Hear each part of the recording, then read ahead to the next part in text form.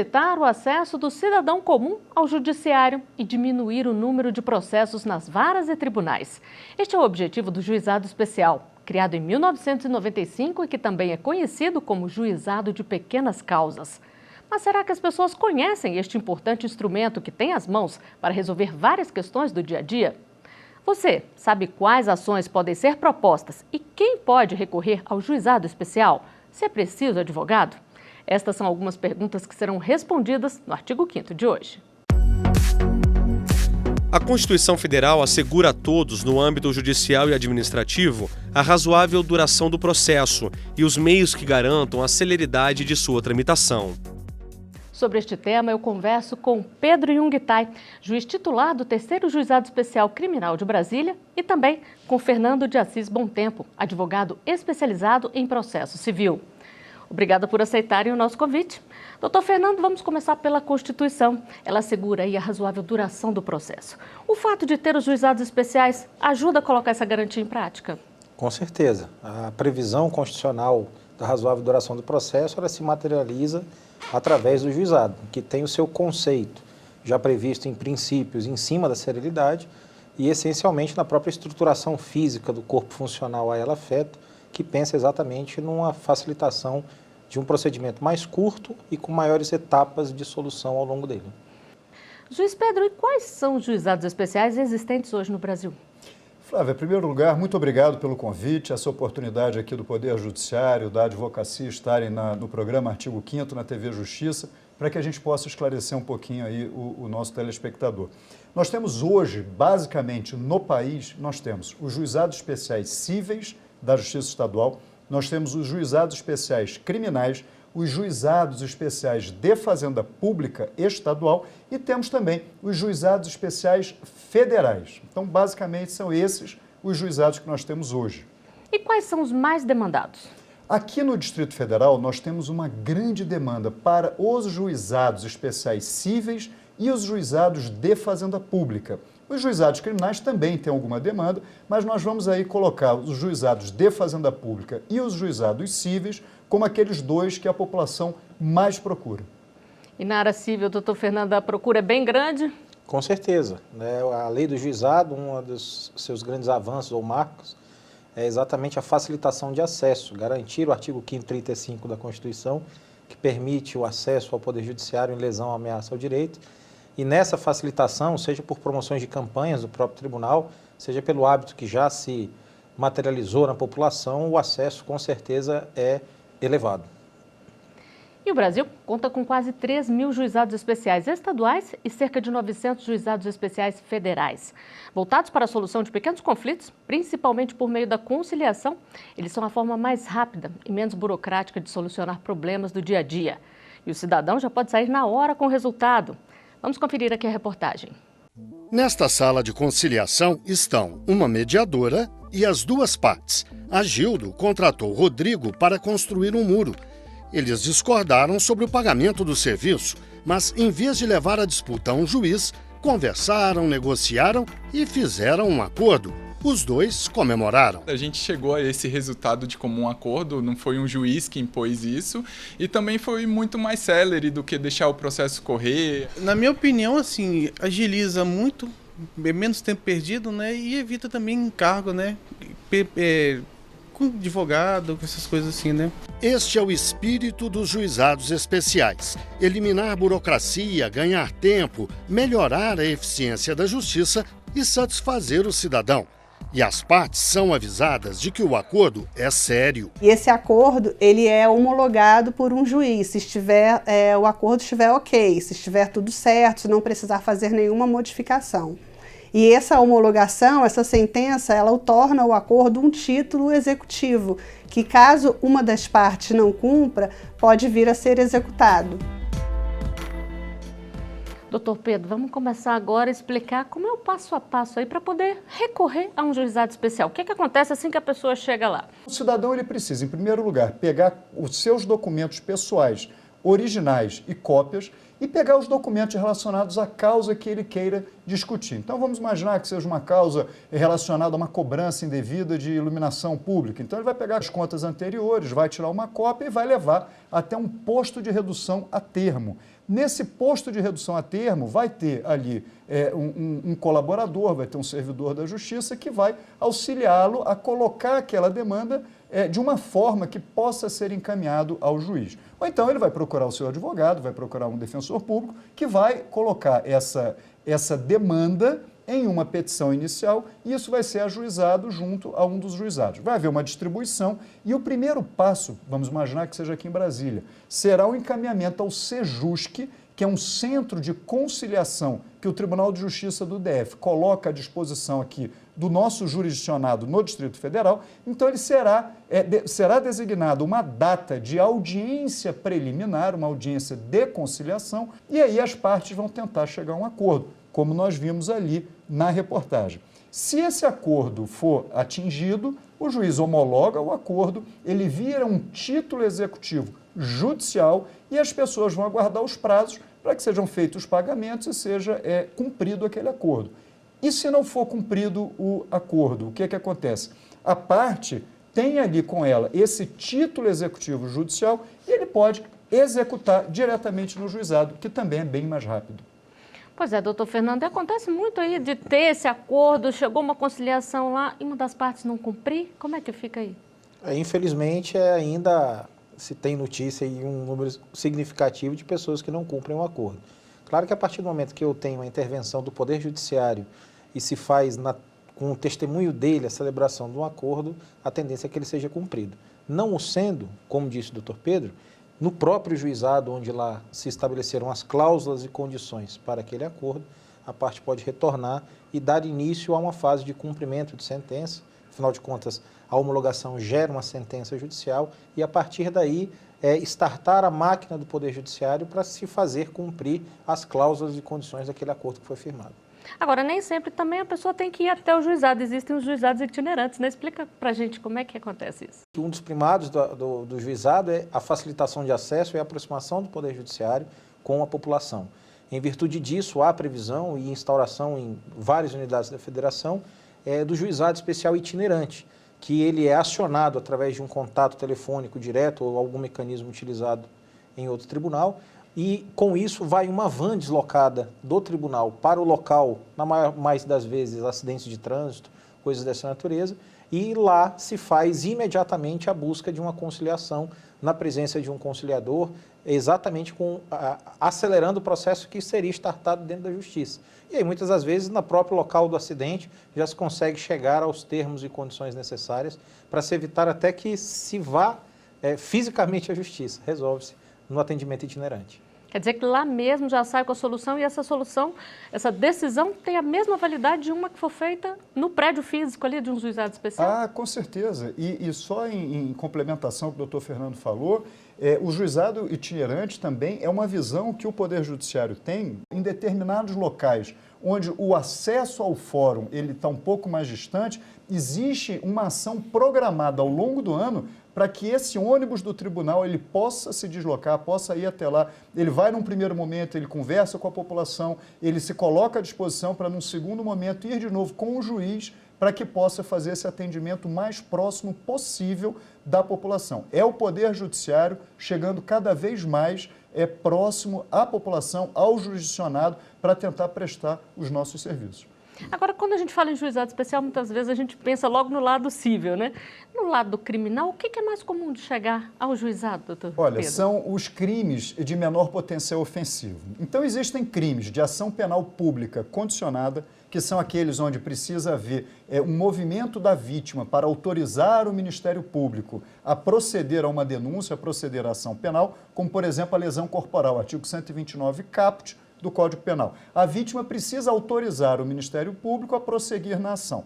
Existem as ações penais públicas incondicionadas, onde o Ministério Público ele não precisa, na verdade, uma autorização da vítima, ele automaticamente, de per si, identificando um fato delitivo, ele já começa a persecução penal. E existem as ações penais privadas, que são as queixas-crime, que envolvem, em geral, os crimes contra a honra, calúnia, injúria e difamação, onde a parte precisa contratar um advogado ou ser patrocinada pela Defensoria Pública e vai ajuizar uma queixa-crime, que é uma peça similar à denúncia que o Ministério Público oferece.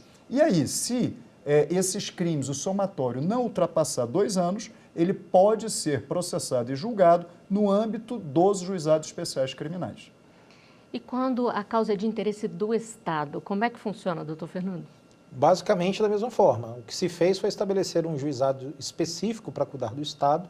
No âmbito estadual, nós temos o juizado da Fazenda Pública e no âmbito federal, o juizado federal. E esses juizados, eles recebem essencialmente demandas onde tenha, de um lado das partes, o poder público com um procedimento, com algumas pequenas nuances e variações, tendo em vista a dificuldade, a inviabilidade que o Estado tem em fazer acordos, muitas das vezes, porque, obviamente, ele está falando de dinheiro público, e aí, em razão disso, mais das vezes, o procedimento toca até sem a possibilidade de celebrar-se um acordo e aguardando uma sentença do juiz. Mas hoje nós já temos juizados, tanto no âmbito estadual, da Fazenda Pública, quanto federal, recebendo só demandas de interesse do poder público. E quais são as suas dúvidas sobre o funcionamento dos juizados especiais? A nossa equipe foi às ruas e fez este questionamento a algumas pessoas. Vamos ver agora o que elas querem saber dos nossos convidados. Pode mostrar aqui. Quais ações podem ser propostas nos juizados especiais? Doutor Fernando, de modo geral, a gente já viu aqui que tem uma grande gama de ações, mas de modo geral... Entende-se que o parâmetro para se fixar a competência do juizado especial é o valor que eu atribuo à causa na área civil. Então, nas demandas até 40 vezes o salário mínimo vigente no país, elas são passíveis de ser ajuizadas no juizado, com a ressalva de que até a 20 salários mínimos sem a companhia de um advogado na primeira instância, ou no primeiro grau de jurisdição, e de 20 a 40 havendo necessidade de ter a participação de um advogado.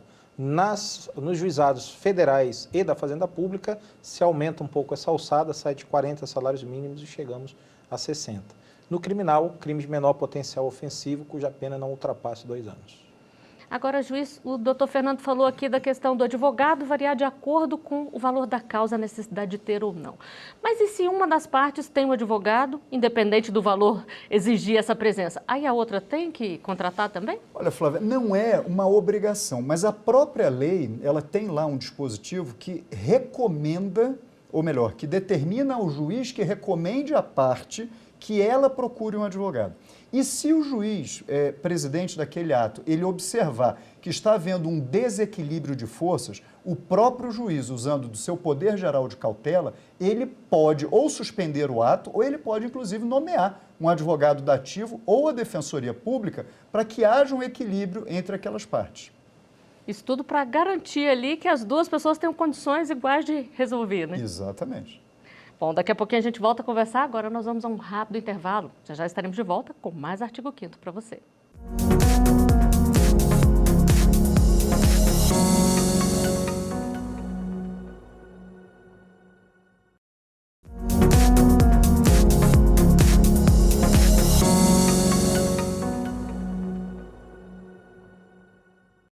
O Artigo 5º está de volta. No programa de hoje a gente fala sobre juizados especiais. Aqui no estúdio, eu converso com Fernando de Assis Bontempo, advogado especializado em processo civil, e também com Pedro Jungtai, juiz titular do 3º Juizado Especial Criminal de Brasília. E vamos a mais uma pergunta a ser respondida pelos nossos convidados. Pode mostrar aqui. A ação é de graça e caso eu perca a causa, pago alguma coisa? Juiz Pedro, o que dizer para ela? Então, o doutor Fernando já tinha antecipado, as causas até os 20 salários, o indivíduo ele pode demandar sem a necessidade de advogado tal, e até 40 salários ele precisa de uma assistência. Se a causa encerrar no primeiro grau de jurisdição e não houver uma necessidade de recurso, não há custo. Isso é até para estimular as pessoas a aceitarem as decisões de primeiro grau. Isso é uma valorização do poder judiciário da primeira instância, para que as pessoas tenham a sua decisão e, enfim, fiquem satisfeitas e está resolvida a demanda. Se houver necessidade de um recurso, de levar a causa ao conhecimento da turma recursal, aí começa a incidir as custas do processo. Mas em todas as hipóteses, vai haver necessidade de pagamento? Não. Por quê? Se for o caso de uma pessoa hipossuficiente, aquela pessoa que não tem condição, não é, de pagar as custas do processo sem um prejuízo pessoal, então pode haver a figura da justiça gratuita. Então há um pedido, o juiz verifica que a pessoa não tem condição realmente de pagar as custas e ele defere a gratuidade de justiça. Nessas hipóteses, ainda que haja recurso, não tem necessidade do pagamento de custas. Agora, quando acontece da outra parte ter um advogado, doutor Fernando, a que perdeu aí tem que pagar os honorários de sucumbência ou também não? Na primeira instância, como dito pelo doutor Pedro, a isenção é total de custas, tanto ao que se referem a taxas, emolumentos e custeio do judiciário, normalmente gasto em varas cíveis ou no que nós chamamos de justiça comum, como também de sucumbência, honorário de advogado ou valores dessa natureza. E sempre cabe recurso se a parte não concordar com a decisão ou em alguns casos não? Conceitualmente falando, sim, né? O duplo grau de jurisdição, ele surge até como um elemento de consolidação do sentimento de justiça. Afinal de contas, há quem não se satisfaça daquela decisão, normalmente, obviamente, quem perdeu vai ter esse sentimento, e a ele é franqueada a possibilidade de se estabelecer um recurso. Nesta hipótese, nos termos da lei, ainda que as causas sejam abaixo de 20 vezes o salário mínimo, a lei exige a presença do advogado, que de todos os personagens que gravitam em torno do judiciário e até do próprio juizado, é o único que tem, vamos dizer assim, por ossos do ofício, por dever funcional, a condição de aconselhar. Afinal de contas, é um sujeito parcial. E aí é o momento em que o próprio advogado, considerando o que foi julgado, o que foi provado, qual é a posição do tribunal, o que se tem julgado no Poder Judiciário brasileiro, orientar se é viável ou não é viável um recurso. Mas do ponto de vista global, de toda decisão, salvo a homologatória de acordo, eu consigo recorrer. E nesse caso, juiz Pedro, o recurso pode ser feito no próprio juizado especial ou tem que ser em outra instância? O recurso ele é direcionado ao próprio juizado especial, mas ele é julgado por uma turma recursal composta de juízes de primeiro grau. Então a gente precisa entender que há um sistema diferente. Os juizados especiais, eles compõem um sistema praticamente autônomo da justiça. Então, assim, nós não vamos seguir o caminho normal que as pessoas costumam compreender. Então, um juiz de primeiro grau julga e no sistema comum ele seria revisado por uma turma de desembargadores do Tribunal de Justiça, depois subiria ao STJ, se tiver questões afetas à lei federal, ou ao STF, se for uma questão constitucional. No subsistema dos juizados especiais, o juiz de primeiro grau vai proferir a sua sentença, a sua decisão, e essa decisão, ela vai haver um recurso julgado por uma turma recursal de 3 juízes de primeiro grau. Então não serão desembargadores, serão juízes de primeiro grau, só que julgando um colegiado. Serão 3 que vão reapreciar a sentença proferida por um juiz monocrático. Isso aí pode ser considerado uma ponderação a ser feita antes de entrar com a causa, doutor Fernando, essa questão de não poder recorrer aos tribunais superiores? Com certeza. Essa diferenciação, essa criação de um sistema dos juizados especiais traz inúmeros benefícios e mais outras questões que precisam ser ponderadas e assumidas desde logo quando eu faço o ajuizamento da ação. Um dos elementos que se estabelece, por exemplo, é exatamente a inviabilidade, grosso modo, de se alcançar o Superior Tribunal de Justiça em recurso especial. Não cabe recurso especial ao STJ das decisões proferidas em turma recursal. Uma segunda diferença destacada do que o doutor Pedro comentou, o julgamento dos recursos no juizado especial não é feito por desembargadores, é feito por juízes. É uma diferenciação que realmente faz com que os sistemas, de fato, sejam completamente outros. E, embora a lei tenha optado por fazer uma definição de competência e atribuição do juizado especial em cima do valor da causa, respeita-se aquilo que está definido na Constituição, no artigo 98, inciso 1, e nos juizados especiais cíveis só são possíveis ser julgados causas de menor complexidade. Essa complexidade não se afere exclusivamente no valor da causa, mas também na complexidade das provas que são produzidas. Então, se eu já viabilizo, eu já avento que naquela minha causa eu vou demandar uma prova mais complexa, exemplo mais comum e didático que a gente dá sempre, uma perícia que precisa ser feita no local onde está sendo feita uma obra, a um paciente ou algo dessa natureza, essa ação ela já não é afeta ao juizado e se eu ajuizar ela ali, eu posso correr o risco de não conseguir provar o que pretendo ou até ter o arquivamento do processo por falta de competência do juizado para julgar. Então seriam essas diferenças que precisam ser ponderadas no momento do ajuizamento da ação. E vamos à última pergunta feita nas ruas para ser respondida pelos nossos convidados. Pode mostrar aqui. Quem é o responsável pelo julgamento nos juizados especiais? E em quanto tempo sai a decisão? Doutor Pedro, a primeira pergunta é fácil, agora a segunda do tempo é mais complicada, né? Todos os julgamentos no Poder Judiciário, eles são proferidos por autoridades judiciárias, independente do nome. No primeiro grau é um juiz de direito, um juiz federal. No segundo grau é um desembargador, nos tribunais superiores, ministros. Mas então, a primeira pergunta é essa, de fato, é um magistrado. Quanto tempo demora? Isso vai variar um pouco de juizado para juizado, isso vai variar um pouco aí de justiça para justiça. Mas, em geral, o procedimento nos juizados é muito célere. Eu vou dar um exemplo do meu juizado, o Juizado Especial Criminal de Brasília. Você, com no máximo 90 dias em que a ação entrou, ela está resolvida. Raras vezes, se tiver um problema ou outro, a gente pode estender um pouquinho mais, um pouquinho menos. Nos juizados cíveis também. Eu vou arriscar, e realmente um chute, mas eu acredito que, ao menos no Distrito Federal, as causas afetas aos juizados não ultrapassem um ano, em média, do seu julgamento. Eu acho até que, normalmente, até menos do que isso, mas, em geral, não vai passar disso. E pode acontecer, doutor Fernando, de já sair com uma decisão na primeira audiência, se houver conciliação? Com certeza, e é um estímulo, um incentivo, né? Embora o juizado especial ele seja, como bem dito já antes, um sistema à parte, nós estamos todos, vamos dizer assim, doutrinados ou nos doutrinando em cima do novo Código de Processo Civil, que tem como um dos seus grandes marcos exatamente a aproximação do conceito conciliatório, envolvendo não apenas as partes, mas todos os personagens, como advogados, juízes, promotores, serventuários. Então, a cada dia que passa, os envolvidos na atuação do Poder Judiciário, inclusive no juizado, eles têm primado mais e se esforçado mais para alcançar acordo, o que faz com que esse prazo, bem posto pelo doutor Pedro, acabe se reduzindo ainda mais, porque na primeira oportunidade que eu tenho de entrar em contato com o Judiciário, dali eu já saio com o problema resolvido ou pelo menos muito bem encaminhado. E essa é a ideia, né? Com certeza.